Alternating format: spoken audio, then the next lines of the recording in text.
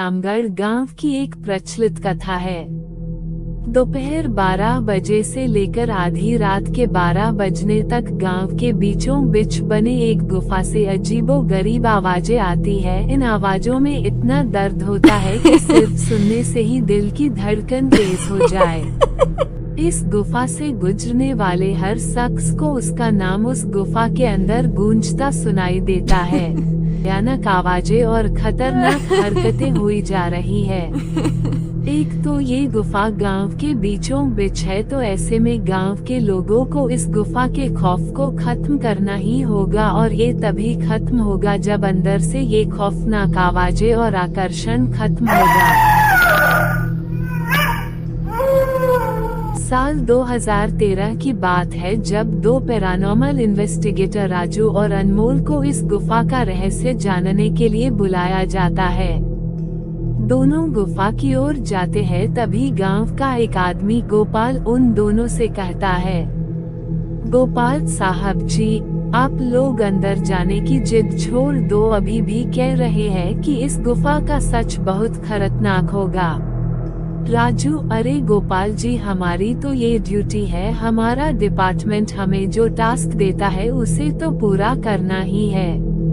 ये कहते हुए वे दोनों उस गुफा की ओर चल पड़ते हैं, और शाम के करीब 5 बजे गुप्त तरीके से दोनों पैरानॉर्मल स्पेशलिस्ट उस भूतिया गुफा के अंदर पहुंचते हैं। राजू और अनमोल के अंदर दाखिल होते ही गुफा में उनके नाम के गुस्सैल आवाज गूंजने लगती है, हंसते हुए, चले जाओ यहाँ से, नहीं तो मरोगे दोनों तुम लोग। इस दर्द की दुनिया से बाहर निकल जाओ, नहीं तो दोनों की मौत आज रात 12 बजे तय है। अनमोल, यार राजू, ये गुफा कितनी अजीब है, आज तक ऐसा कोई केस हैंडल नहीं किया जहाँ बेजुबान गुफा धमकी देती हो। राजू, भूतिया जगह हमेशा अजीब और खतरनाक ही होती है, बस अब सोचन कम कर और टॉर्च की मदद से पिक्चर कलेक्ट कर।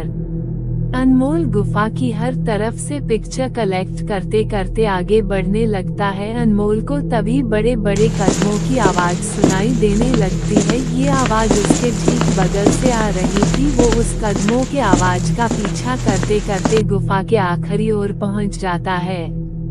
उसे गुफा के अंत में एक दरवाजा दिखाई देता है। उस दरवाजे पर लिखा था, दूसरी दुनिया का दरवाजा। अनमोल मन ही मन में ये सोच रहा था कि ये दरवाजा कहीं दूसरे दुनिया का तो नहीं। तभी उसे दरवाजे के उस पार से एक आवाज सुनाई देती है,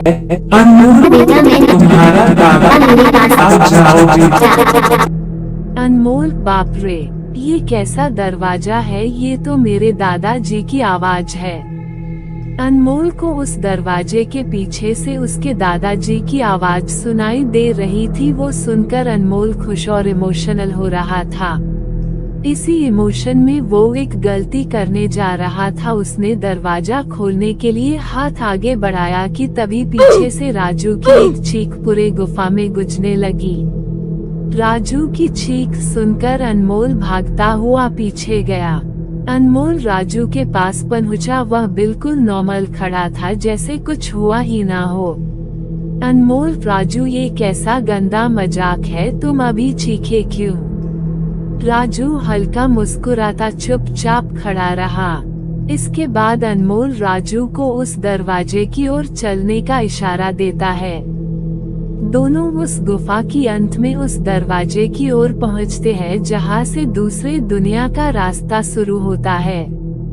अनमोल, राजू, ये देखो, मैंने अभी तुरंत कुछ देर पहले अपने दादाजी की आवाज इस दरवाजे के पीछे से सुनी। मुझे लगता है कि इसके पीछे मरे हुए लोगों की दुनिया है।